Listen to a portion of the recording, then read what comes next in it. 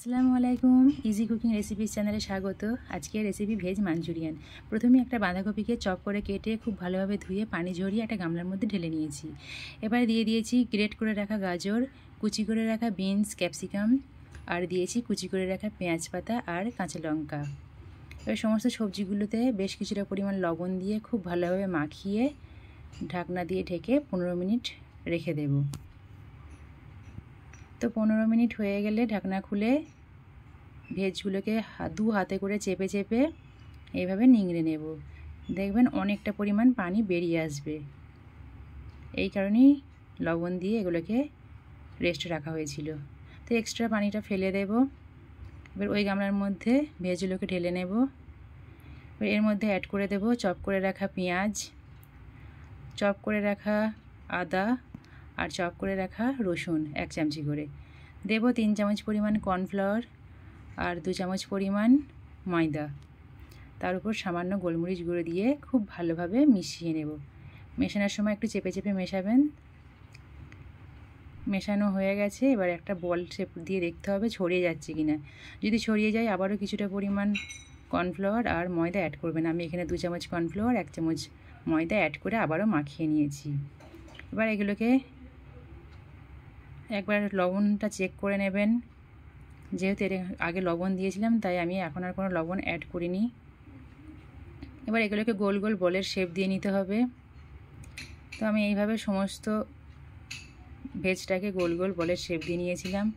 গ্যাসের ওপর কড়াইয়ে তেল গরম করতে দিয়েছিলাম। এবার সমস্ত বলগুলোকে তেলের মধ্যে দিয়ে ভেজে নেব।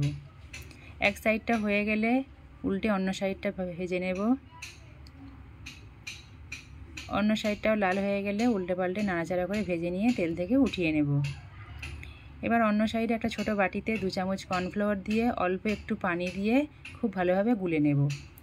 আর অন্য আরেকটি বাটিতে 3 চামচ সয়া সস, 1.5 চামচ ভিনিগার, 1.5 চামচ চিনি, 2 চামচ রেড চিলি সস আর 2 চামচ টমেটো কেচাপ দিয়ে অল্প একটু পানি দিয়ে খুব ভালোভাবে মিশিয়ে নেব। এই আমার সব মাঞ্চুরিয়ান ভাজা হয়ে গেছে। ফ্রাই প্যানে অল্প একটু তেল দিয়ে দেবো চপ করে রাখা আদা আর রসুন 1 চামচ করে। তারপরে দেবো কুচি করে রাখা পেঁয়াজ পাতার যে সাদা অংশটা সেইটা।